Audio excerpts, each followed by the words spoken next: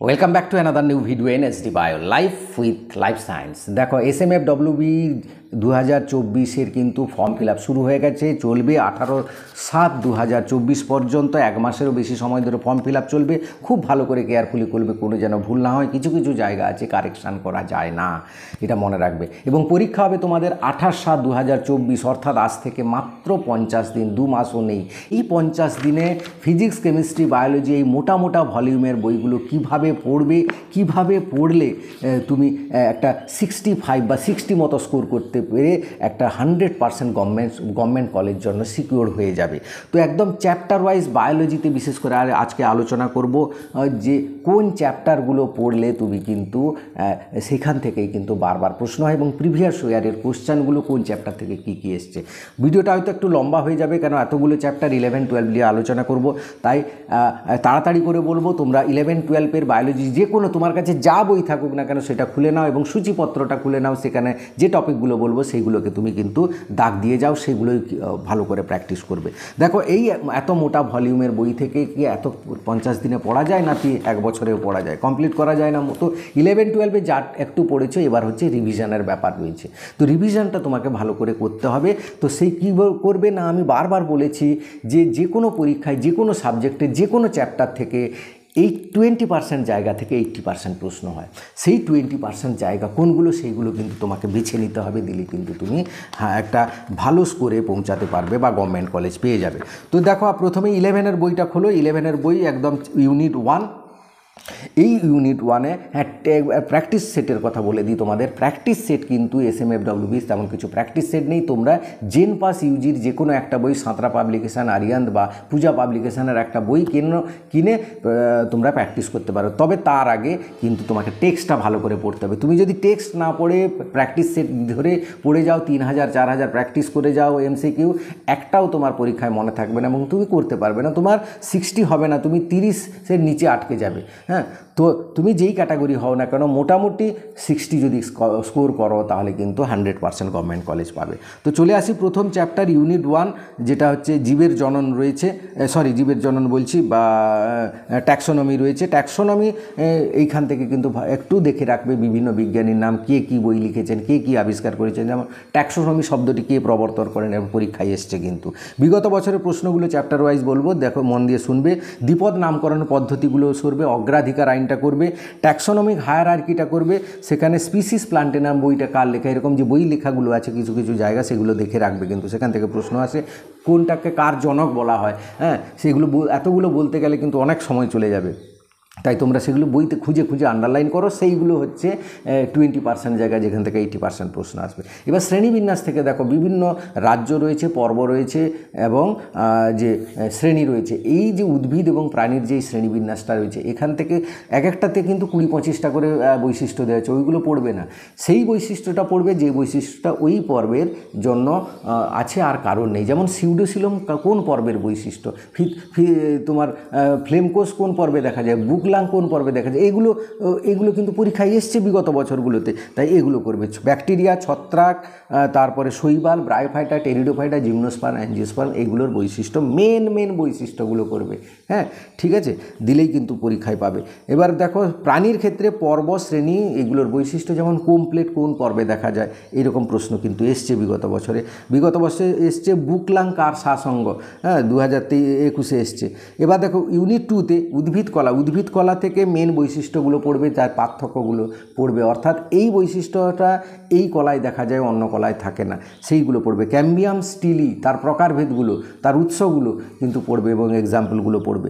পুষ্পবিন্যাসের উদাহরণগুলো পড়বে, সেই উদাহরণ থেকে প্রশ্ন আসে। তারপর বিভিন্ন প্রকার ফল, প্রকৃত ফল, যৌগিক ফল, অপ্রকৃত ফল, নিরস ফল, সরস ফল, এর এক্সাম্পল থেকে প্রশ্ন আসে। প্রাণীকলা থেকে দেখো আবরণী কলা, যোগকলা, পেশিকলা, স্নায়ুকলা, এইগুলোর মেন বৈশিষ্ট্যগুলো যেগুলো দেখবো বইতে পড়ার সময় বোল্ড অক্ষরে লেখা আছে বড় বড় করে, সেইটা থেকেই প্রশ্নটা হবে কিন্তু এত মনে রাখার তোমার দরকার নেই। ডিম্বনালীতে কী ধরনের আবরণী কলা দেখা যায়, যেমন ভুট্টা বীজের বীজপত্রকে কী বলে, বিগত বছরে এসছে এই প্রশ্নগুলো।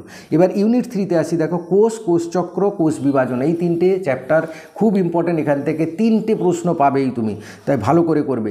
নিউক্লিক অ্যাসিডের গঠন থেকে প্রশ্ন থাকে, প্রোটিন, ফ্যাট, কার্বোহাইড্রেট আর উৎসেচক, এদের বৈশিষ্ট্যগুলো, মেন বৈশিষ্ট্যগুলো থেকে প্রশ্ন হয়। এবার দেখো ইউনিট 4 থেকে নাইট্রোজেন চক্র থেকে একটা 100% প্রশ্ন থাকবে, অর্থাৎ কোন ব্যাকটেরিয়া কি নাইট্রিফিকেশান, ডিনাইট্রিফিকেশান, এইরকম ব্যাকটেরিয়াগুলো যে আছে সেগুলো থেকে একটা প্রশ্ন আসে। শ্বসন থেকে দেখো ক্রেবস চক্র, গ্লাইকোলাইসিস, এখানে এটিপি উৎপাদন কোথায়, কত এটিপি হয়, কি উৎপন্ন হয়, কোন দশায় কি উৎপন্ন হয় এবং কোথায় এগুলো হয়, এই জায়গাগুলো থেকে প্রশ্ন আসে। সালোক সংশ্লেষ থেকে ভালো করে পড়বে, এখানে ডিটেলসে প্রশ্ন হয়, এখান থেকে 100% প্রশ্ন পাবে। যেমন একবার এসেছিল ফটো সিস্টেম কার থেকে ইলেকট্রন গ্রহণ করে, হ্যাঁ। তারপরে দেখো বৃদ্ধি ও বিকাশ যেটা রয়েছে সেটা একটু দেখে রাখবে, সেটা থেকে আমি ইম্পর্ট্যান্ট বলছি না। ইউনিট 5 দেখো 11-এর লাস্ট চ্যাপ্টার, এটা কিন্তু ফিজিওলজি, এখান থেকে অনেক প্রশ্ন হয় এবং বড় চ্যাপ্টার, তাই এখান থেকে কিন্তু বেছে পড়ে নাও। দেখো দেহতরলটা ভালো করে পড়বে, যে রক্ত, লসিকা টসিকাগুলো রয়েছে। সংবহন পদ্ধতিটা পড়বে। হৃৎপিণ্ডের গঠন থেকে প্রশ্ন আসে, সেটা ভালো করে পড়বে। আর রক্ততঞ্চলটা একটু দেখে রাখবে। এবার শ্বসন থেকে দেখো শ্বসন তন্ত্রগুলো বিভিন্ন কোনটায় কি কোথায় অবস্থিত এবং তার কাজটা পড়বে। গ্যাসীয় আদান প্রদান পদ্ধতিটা কিন্তু ভালো করে পড়বে। শ্বাসবায়ুর পরিমাণগুলো, টাইডাল ভলিউম টলিউমগুলো যে রয়েছে সেগুলো কিন্তু দেখে রাখবে।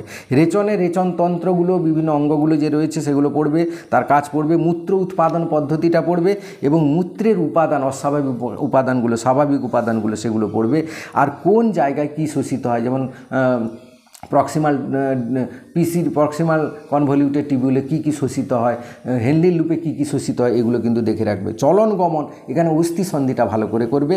আর মস্তিষ্ক, তোমার নার্ভাস সিস্টেমে কিন্তু নিউরন আর মস্তিষ্কের গঠন এবং তার কাজ ভালো করে করবে, এখান থেকে প্রশ্ন হয়। হরমোনগুলো থেকে 2টো প্রশ্ন থাকে, হরমোনের উৎস আর তার মেন কাজগুলো, কোন হরমোনের মেন কাজ আর তার উৎস কী, এইগুলো করলে কিন্তু 11-এ তোমার কমপ্লিট হয়ে যাবে। এগুলো ভালো করে তোমাকে দেখে রাখতে হবে। এবার দেখো 12-এর আসি, উদ্ভিদের যৌন জনন। এখানে তোমাকে পরাগযোগ পদ্ধতিগুলো যে রয়েছে সেখানে, যেমন একটা প্রশ্ন আছে পিঁপড়ের দ্বারা পরাগযোগকে কী বলা হয়, এইরকম টাইপের প্রশ্ন আসে। স্ত্রীলিঙ্গধর পুংলিঙ্গধর উৎপত্তি পড়ে রাখবে, আর নিষেক পদ্ধতি পড়ে রাখবে, ফল আর বীজটা পড়ে রাখবে। মানুষের জননে শুক্রাশয় ডিম্বাশয়ের গঠন পড়বে, গ্যামেটোজেনেসিস উজেনেসিসটা একটু দেখে রাখবে, প্লাসেন্টাটা ভালো করে করবে, নিষেকটা করবে এবং হরমোনগুলো, যেমন দুগ্ধক্ষরণ হরমোন, রোপণ কোথায় হয়, কিভাবে হয়, এগুলো প্রিভিয়াস ইয়ারে এসছে। জননগত রোগ, রোগের নাম আর তার জীবাণুর নাম, ওইটুকু মনে পড়লেই হবে কিন্তু। আর অ্যামনিওসিন্টোসিসটা একটু দেখে রাখবে, সেটাও ইম্পর্ট্যান্ট। 2 নম্বর চ্যাপ্টার ইউনিট যেটা রয়েছে বংশগতি, সেখান থেকে তোমাকে ক্রোমোজোমের প্রকারভেদগুলো ভালো করে করবে, তার গঠন, ক্রোমোজোমের গঠন, ক্রোমোজোমের উপাদান, আর ডিএনএর গঠন, ডিএনএর উপাদান, নিউক্লিওজোমের গঠন, উপাদান, লিঙ্কেজ, ক্রসিং ওভার, এগুলো একটু জিনিসগুলো কি সেগুলো একটু দেখে রাখবে, তার ফলে কি হয় সেটা একটু জেনে রাখবে। রোগগুলো করবে, সেখান থেকে একটা প্রশ্ন হয়, রোগগুলো যেমন থ্যালাসেমিয়া, বর্ণান্ধতা, হিমোফিলিয়া, এগুলো থেকে।